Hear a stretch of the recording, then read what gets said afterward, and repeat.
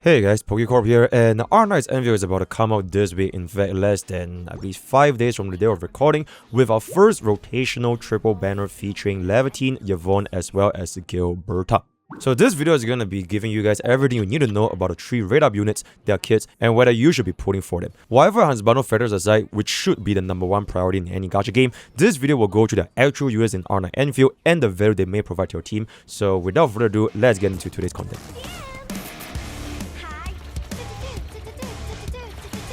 Now, before we begin, there are 3 disclaimers I want to first bring up to you guys first. #1 is going to be the gacha income is still undetermined for the launch day, but back in CBD3, you 100% get at least 120 limited pulls before the Laevatain banner ends. So with the buff income as well as events, this should be a non-issue. #2, you can lose your 50/50s on the Laevatain banner to both Yvonne as well as Gilberta at a 2 out of 7 chance or 28% out of the 50/50 loss. So it's ironically better for whales who want to chase early Levy dupes and have a chance of getting access to the other 2 rate-up units earlier than usual. And lastly, for #3, Yvonne has been mentioned to go through a very big change from CBD3, where she is now a striker instead of a caster, who will consume cryo application instead of just applying it. This makes her team comp pretty different from CBD3 and hence the performance as well. The changes can be seen from this Reddit post over here, but from my personal guess, it will raise her damage ceiling with mono cryo synergy. Now jumping to the first unit, and that's gonna be Laevatain. First ever Fire main DPS, core member of the Fire team as of CB3, and the most hyped waifu unit for players. For some reason, CN calls it 42 or 60. So any Arknights experts, feel free to let me know the reason why below. Before we jump in, all of the kits that we're gonna be talking about here is gonna be purely based on CB3. So if there are any changes for the multipliers as well as a couple of abilities here and there in the live version, just know that we're gonna be updating them accordingly. So for Laevatain's core mechanic is gonna be tying to Melting Flame as well as Scorching Heat. The teammates will then apply Heat Affliction, which the lava then absorbs them to convert into Melting Flame after 4 stacks, which allows you to ignore up to 20% of the hit rest for 20 seconds. And max stacks, you can then use your Enhanced skill for absolutely insane damage, which is gonna be the overall rotation. Her ultimate is an enhanced stack, which will increase her damage and allow her to apply Heat Infliction for herself as well. Follow up with an enhanced battle skill for a perfect victory.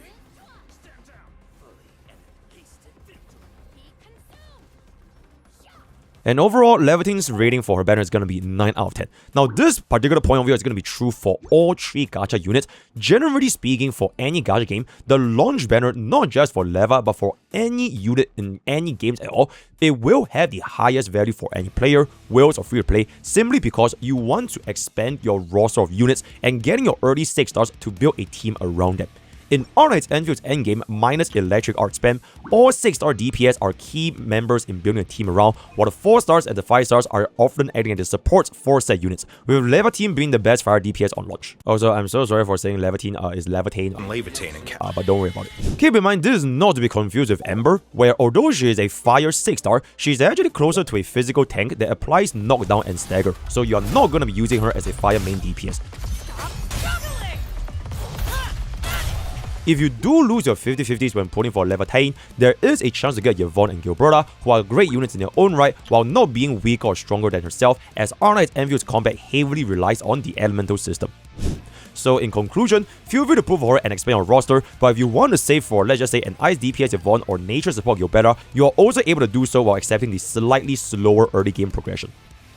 Now moving on to the next unit, and that is going to be Yvonne, Ice main DPS, sharing the same position as last right as of the current live server update. Also absolutely massive. As mentioned, Yvonne has undergone a pretty massive change in her kit, so expect big changes on the live server as well, but this video will mainly cover her previous role in CBD3 to give an idea of how she was like back then, as well as what we can expect for her going forward in the future. Yvonne's core mechanic is basically tying to Cryo Infliction, getting energy to cast ultimate, which enhances her basic attack damage, especially the final strike. She also has built-in crit rate buffs while being able to stack on fast energy charge on critical hits, making her damage ceiling back in CBD3 one of the highest due to the ability to scale crit in the early game. Overall rating is going to be roughly 8 out of 10, but this could go up or down depending on the changes coming out in the live server. She's still a really good value as per any launch DPS, especially if you decide to skip Laevatain, but this number is going to be way more theoretical because of the change kit. From what I see in the updated kit, she is most likely reworked to have better synergy with Psyche while reducing the reliance on last right, because Yvonne's main damage comes with her ultimate enhanced basic. We'll wait and see how her kit is going to be doing on the live server. One thing to consider for Yvonne is that due to the changes on the kit becoming a striker, the team building requires requirement of her may be easier because CBD3's Yvonne's damage ceiling was with Last Ride, consuming Cryo. As shown in the live stream, the rotation is now done without any other 6-star unit, using Yvonne as the main DPS while applying Cryo with the 3 other units, perfectly ending the rotation after the ultimate's final strike. So this means that her damage ceiling may potentially be slightly lower compared to Last Ride previously, but we kind of have to just wait and see how the rotation is going to be. 同时触发多个干员的连续击效果。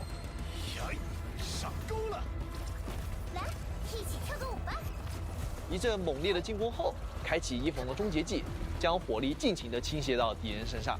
终结技的最后一击还会消耗对方的冻结效果，并造成一次大量伤害，最后再进行攻击，进行完美的收尾。 Now the last unit is gonna be Gilberta, which is gonna be a nature support / sustain, similar role to Ardelia but with different functions. Her core mechanics is being timed with different various debuffs such as lift, slow, arts damage amplification with art susceptibility, as well as team-wide energy ultimate regeneration up to 7%. Now compared to Ardelia, Gilberta has slightly lower heals and single target damage, but instead provides more utility, especially the universal ultimate gain efficiency. Overall rating for her is actually going to be a little bit lower at 7 to 8 out of 10. Now, one thing to note is that while her kit is very universal, Arknights Endfield still prioritizes overall damage based on your main DPS. There is nothing to support if the DPS to be supported is not strong enough.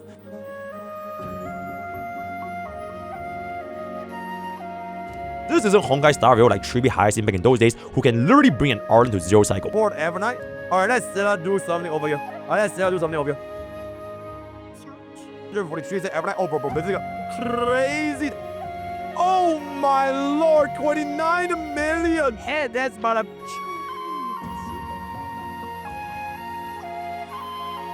In Arknights Endfield, you still need the main DPS to put in the work. So due to a lack of natural main DPS and the other main DPS preferring an on-element team as well as combinations, Gilberta's role will be less prominent, especially when we're getting Ardelia as well as the signature Lycon for free. That being said, if future nature DPS releases after Gilberta, which is very likely the case as this is the only element lacking a main DPS as of CBD3, Gilberta's value could go up tremendously. So I would say wait for the upcoming unit news before deciding on pulling for her banner.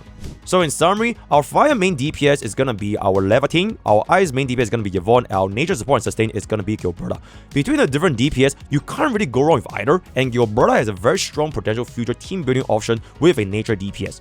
So on my personal recommendation for free-to-play account, honestly, you can't really go wrong with any 3 of them. For either Laevatain or Yvonne, you can pick them up if you are going to be building a fire team or ice team respectively.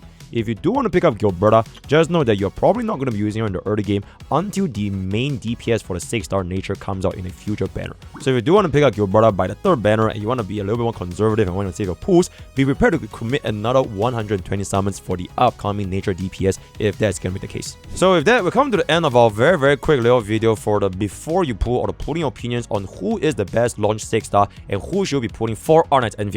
Let me know what you guys think in the comments down below because all these are basically at the end of the day going to be my opinions, but maybe there might be some changes here and there, so we'll see how the launch performance is going to be like for a lot of these units. All the best for gacha pools, and I'll see you guys next time.